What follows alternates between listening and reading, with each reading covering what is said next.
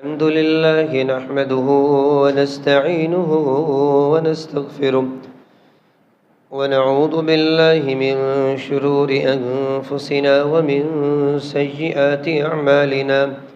من يهده الله فلا مضل له ومن يضلل فلا هادي له، وأشهد أن لا إله إلا الله وحده لا شريك له، وأشهد أن محمدًا عبده ورسوله.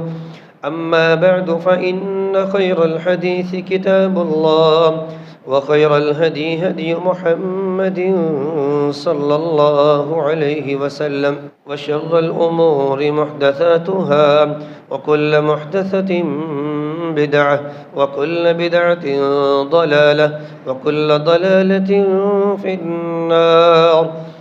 يا أيها الذين آمنوا اتقوا الله حق تقاته ولا تموتن إلا وأنتم مسلمون. يا أيها الناس اتقوا ربكم الذي خلقكم من نفس واحدة، وخلق منها زوجها، وبث منهما رجالا كثيرا ونساء، واتقوا الله الذي تساءلون به والأرحام، إن الله كان عليكم رقيبا. يا أيها الذين آمنوا اتقوا الله وقولوا قولا سديدا يصلح لكم أعمالكم ويغفر لكم ذنوبكم، ومن يطع الله ورسوله فقد فاز فوزا عظيما.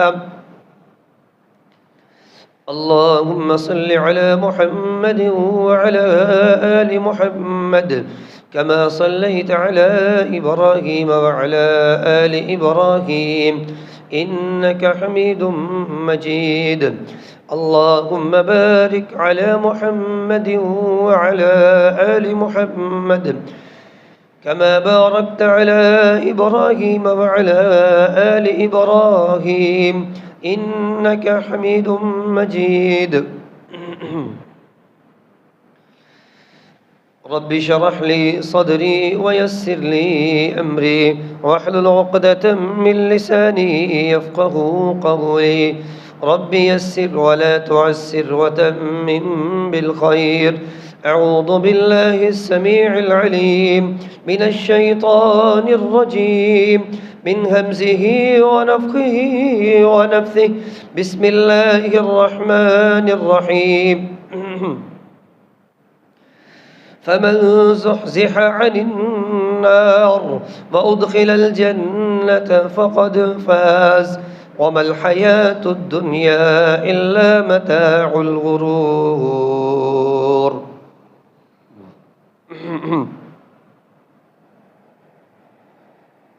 हर किस्म की हम्दो सना किबरियाई बड़ाई शहनशाही यकताई अल्लाह वहदहू ला शरीक के लिए, जो मालिक मुल्क खालिक कुल है। दुरूद व सलाम इमामुल अंबिया जनाबे मुहम्मदुर रसूलुल्लाह सल्लल्लाहु अलैहि व आलिहि व सहबिहि वसल्लम की मुक़द्दस मुताहर बाबरकत हस्ती पर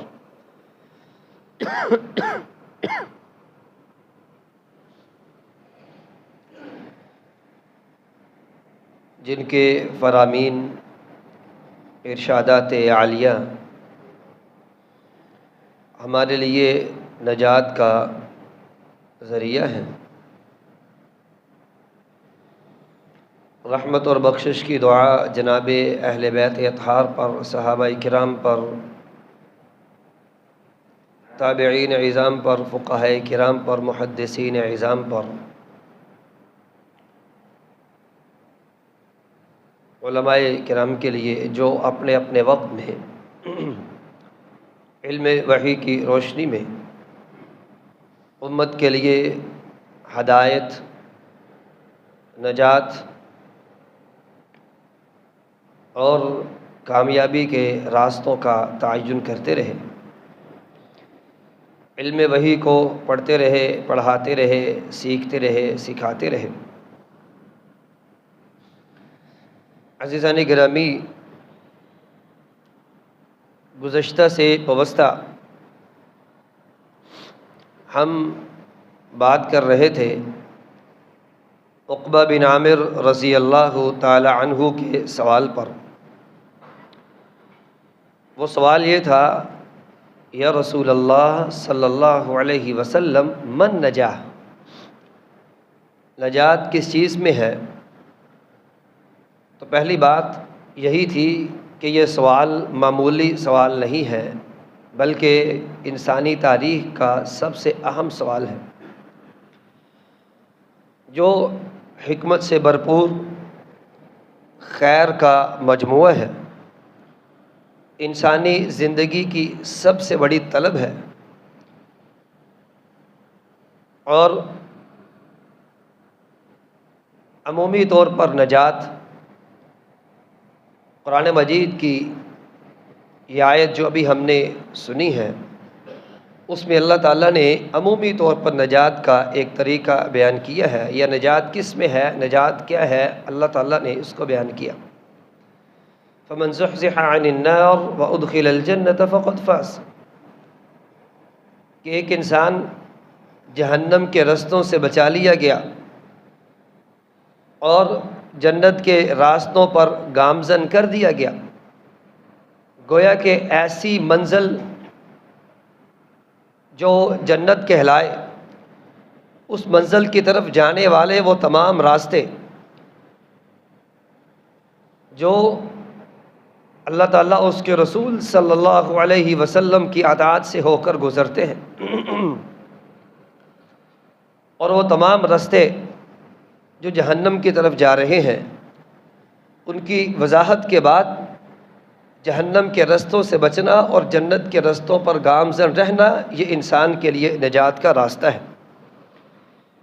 لیکن خصوصی طور پر عقبہ بن عامر رضی اللہ تعالی عنہ کے سوال پر جو رسول اللہ صلی اللہ علیہ وسلم نے نجات کا راستہ متعین فرمایا ہے، اس میں 3 باتیں، جس میں سے 2 ہم گزشتہ جمعے کر چکے ہیں، اس کا خلاصہ یہ ہے۔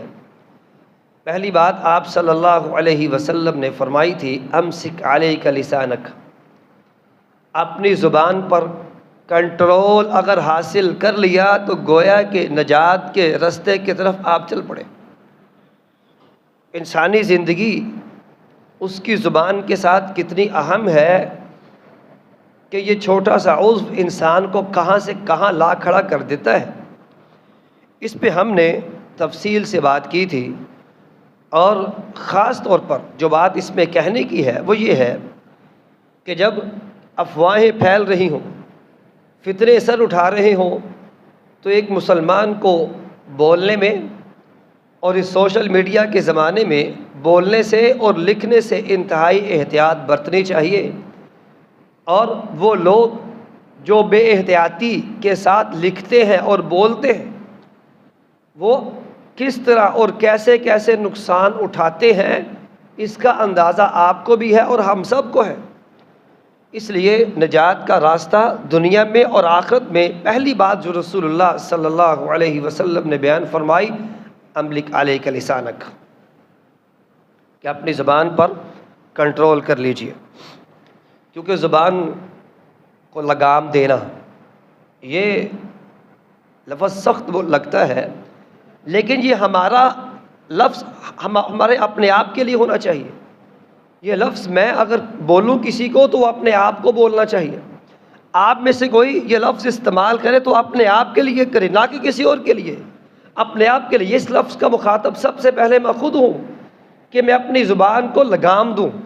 یہ بے لگام زبان عزت نفس کو اچھالتی ہے، غیبت اور چغلی کے ساتھ اپنے گناہوں کو، انسان اپنے گناہوں کو برباد کرتا ہے اور لوگوں کی عزتوں کا کھلواڑ کرتا ہے، اور پتہ نہیں کیا کچھ اس زبان کے ساتھ ایک انسان کرتا ہے۔ اس لیے رسول اللہ صلی اللہ علیہ وسلم نے فرمایا تھا، یہ زبان ہے کہ انسان اس کی وجہ سے بہت سے لوگوں کو اللہ تعالیٰ کی گرفت میں لے لیا جائے گا، اس لیے کہ ان کی زبان کا استعمال صحیح نہیں تھا۔ اور عزیزان گرامی، دوسری بات جو ہم نے گزشتہ جمعہ کی تھی لیکن اس کے آخر میں ہی ہمارا وقت ختم ہوا تھا، وہ تھا وَلْيَسَعْ بَيْتُكَ، اپنے گھر کو لازم پکڑ لیجئے، اپنے گھر میں رہیے، اپنے گھر کے ساتھ تعلق بنائیے۔ اب اس کا یہ مطلب ہرگز نہیں ہے کہ انسان گوشہ نشین ہو جائے یا گھر میں پڑا رہے، مطلب یہ نہیں، بلکہ بات یہ ہے کہ جب گھر سے باہر چار نہیں بلکہ ہر اطراف سے کہیں نہ کہیں کچھ نہ کچھ فتنے رونما ہو رہے ہوں تو انسان کو سب سے زیادہ اگر کہیں توجہ دینی چاہیے وہ خود ہے اور اس کا اپنا گھر ہے۔ عزیزان گرامی، جب فتنے سمندر کی لہروں کی طرح اٹھ کر آ رہے ہوں اور لہروں کے ٹکرانے کی طرح فتنے ابھر رہے ہوں تو پھر ابو داؤد کی یہ روایت کو یاد رکھنا چاہیے، الزم بیتک۔ رسول اللہ صلی اللہ علیہ وسلم نے فرمایا تھا اپنے گھر کو لازم پکڑیے، واملک علیک لسانک، اپنی زبان کو کنٹرول کر لیجئے، وخذ بما تعرف، وہ کام کیجئے جو نیکی کا ہے، ودع ما تنکر، اور گناہ کے کام کو چھوڑ دیجئے، وعلیک بامر خاصۃ نفسک، اور وہ کام کیجئے جو آپ کے اپنے ہیں، جو آپ کے اپنے کام ہیں اس پر توجہ دیجئے، ودع عنک امر العامہ، ہر کسی جگہ پر ٹانگ اڑانے کی وہ ضرورت نہیں ہے، اپنے کاموں پر توجہ دیجئے۔ یہی بات رسول اللہ صلی اللہ علیہ وسلم نے ایک دوسری روایت میں اسلام کے جو اصول ہیں ان اصولوں کو بیان کرتے ہوئے اخلاقیات کی عمارت جن اصولوں پہ کھڑی کی تھی وہ اصول رسول اللہ صلی اللہ علیہ وسلم نے بیان کر دیے تھے، اور آپ نے فرمایا تھا من حسن اسلام المرء ترکہ ما لا یعنی، ایک مسلمان کی اس کے اسلام کی خوبی یہ ہے، گویا کہ ہم کہہ سکتے ہیں وہ مسلمان جو مسلمان ہے اور وہ سمجھتا ہے اسلام نے اس کو کیا دیا ہے، اسلام کی خوبی کیا ہے، وہ مسلمان ہے، اس کے مسلمان ہونے کی علامت کیا ہے، یا اس کے اسلام نے اس کو کیا فائدہ دیا ہے، تو وہ یہ بات لے لے اپنی زندگی میں شامل کر لے، اس کو یہ بات سمجھ آ جائے گی اگر اسلام ہمیں انفرادی اور معاشرتی زندگی میں کہیں فائدہ دے رہا ہے تو یہ بات اس کی بنیادیات میں شامل ہے کہ من حسن اسلام المرء ترکہ ما لا یعنی، ہر اس کام کو چھوڑ دیجئے، ہر اس کام کو چھوڑ دیجئے جو آپ سے متعلقہ نہیں ہے۔ یہ ہے وہ اصل چیز۔ اپنے گھر میں رہیے، مطلب کیا ہے، اپنے معاملات پر توجہ دیجئے، اپنے کاموں کو اس پر فوکس کیجئے، ادھر ادھر کی بجائے ایک لائن اپنی جو آپ نے سیٹ کی ہوئی اپنے گھر کی اس کو درست کیجئے، ادھر ادھر جانے کی بجائے اپنے آپ پر توجہ کیجئے۔ اور وَلْيَسَعْ بَيْتُكَ، اپنے گھر پر توجہ دیجئے، مطلب کیا ہے، اپنے گھر کو محبت کا گہوارہ بنائیے، باہمی جو چپکلش ہے، باہمی جو معاملات ہیں، جو متنازع قسم کے انسان کے احساسات اور معاملات ہیں ان کو ختم کر کے ایک پیج پر سب کا ہونا، اور وہ پیج محبت کا عروج ہو، اس محبت کے عروج پر پہنچنا، یہ رسول اللہ صلی اللہ علیہ وسلم کا ہم سے تقاضا ہے جو ہم سب نے مکمل کرنا ہے۔ اور اس کے لیے ضروری ہے کہ اپنے گھر میں رہیے، اپنے گھر میں بچوں کی تربیت کیجیے، ان کو درست سمت پر لے کے جائیے، دیکھیے وہ کہاں سے کہاں جا رہے ہیں، اس سے پہلے اپنے آپ پر غور کیجیے، آپ کہاں جا رہے ہیں۔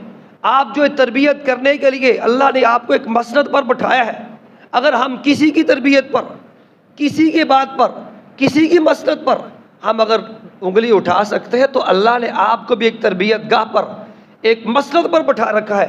ہر شخص ذمہ دار ہے اپنے بچوں کا، اس ذمہ داری سے پہلے اپنے آپ کو درست کرے اور درست کرنے کے بعد اپنے بچوں کی تربیت پر فوکس کرے۔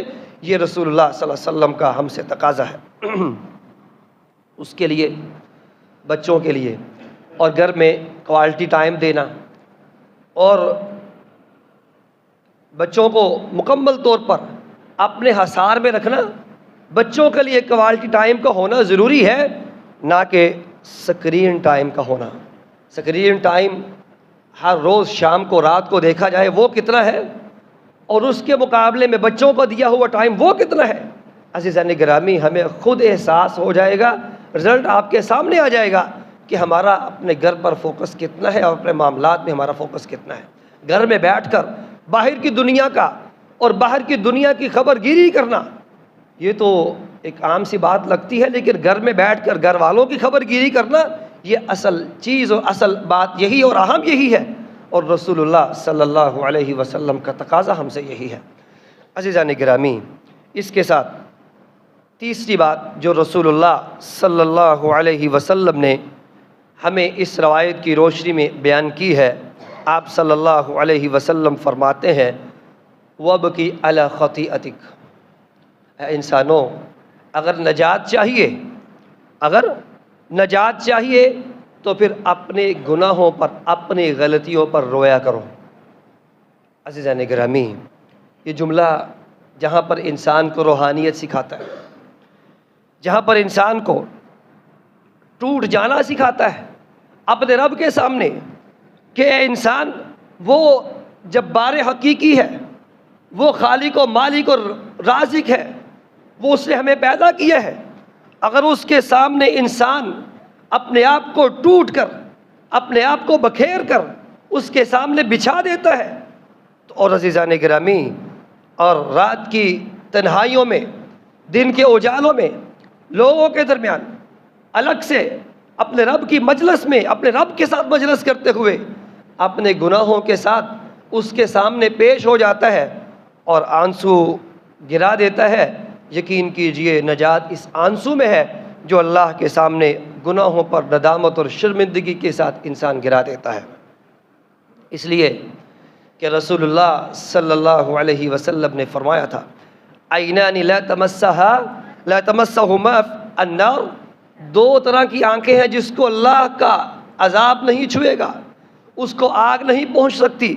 اس میں ایک آنکھ وہ ہے عین بکت من خشیت اللہ، جو اللہ کی محبت میں، اس احساس کے ساتھ کہ اللہ سے میری محبت ہے، میرے گناہوں کی وجہ سے میری محبت کہیں کم نہ ہو جائے، وہ اپنے گناہوں کی وجہ سے آنسو بہا دیتا ہے، اور آنکھ جو ہے وہ آنسو بہا کے رب کے سامنے پیش ہو جاتی ہے، اور یہ اللہ کے سامنے درخواست رکھ دیتی ہے کہ میرے مالک، میری آپ سے جو محبت ہے میرے گناہوں کی وجہ سے کہیں کم نہ کر دینا. عزیزان گرامی، اور جہاں پر انسان کا اپنے گناہوں کی وجہ سے رونا ایک روحانی تعلق ہے اپنے رب کے ساتھ، وہیں اس کا تعلق لوگوں کے ساتھ بھی ہے. یہ بات بڑی اہم ہے، اور عمومی طور پر جب کہا جاتا ہے کہ اپنے گناہوں کی وجہ سے رویا جائے تو انسان اسی جملے کو، اسی پوائنٹ کو لیتا ہے کہ اس کا تعلق اللہ کے ساتھ ہے. اور جیسے میں نے بھی عرض کیا، اس کا تعلق اللہ کے ساتھ ہے، روحانیت کے ساتھ ہے، لیکن اس کا تعلق لوگوں کے ساتھ بھی ہے. وہ کیسے ہے؟ جب انسان اپنے گناہوں پر نظر رکھے گا، اس پر شرمندہ سا رہے گا، ندامت کے آنسو بہائے گا. جب خود انسان اپنے ہی گناہوں میں ڈوبا پڑا ہے، اس کی نظر اپنے ہی گناہوں پر جمی پڑی ہے، تو یقین کیجئے گویا کہ وہ اپنے گناہوں میں مشغول ہو گیا ہے، اپنے گناہوں کو دیکھنے میں مشغول ہو گیا ہے. اب لوگوں کے گناہ اس کو دیکھنے کا موقع ہی نہیں ملے گا. ہمارے ہاں سب سے بڑا مسئلہ ہی یہ ہے، ہم لوگوں کے گناہوں کے جج بن کر فیصلے کرنے پر ہمیشہ تلے رہتے ہیں، اور اپنے گناہوں کے وکیل بن کر ہمیشہ صفائیاں دینے پر تلے رہتے ہیں. یہی وجہ ہے کہ آج کا انسان اپنے گناہ کو یاد کم کرتا ہے اور دوسرے کے گناہوں کا ہمیشہ اس کو ڈسکس کرتا ہے، اور یہی وجہ ہے کہ انسان اپنے گناہوں کو یاد کر پاتا ہی نہیں. تو یہ اخلاقی پہلو، اس بات سے یہ بھی ہماری زندگی کا لازمہ ہونا چاہیے، اپنی زندگی میں اس کو شامل کرنا چاہیے. اگر ایسا نہیں کریں گے، یقین کیجئے اللہ نہ کرے ہم سے اپنے گناہوں پر ندامت کی توفیق چھن جائے.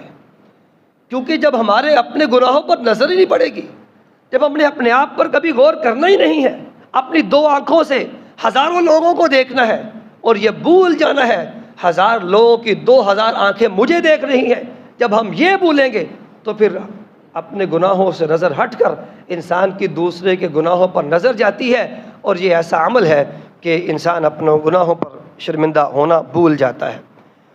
اور عزیزان گرامی، یہ کام، یہ نجات کا راستہ، یہ نجات کا راستہ جس کو رسول اللہ صلی اللہ علیہ وسلم نے بیان کیا کہ اپنے گناہوں پر رویا کرو، دوسرے کے گناہوں کی بجائے اپنے گناہوں کی فکر کیا کرو، اس کے لیے کوئی الگ سے کوئی چلہ نہیں لگانا پڑتا، اس کے الگ سے کوئی ایسا کوئی ٹائم پیریڈ نہیں ہے کہ آپ کو کوئی اسپیشلی کوئی کام کرنا پڑے گا، بلکہ یقین کیجئے یہ ہمارے ہاتھ میں ہے۔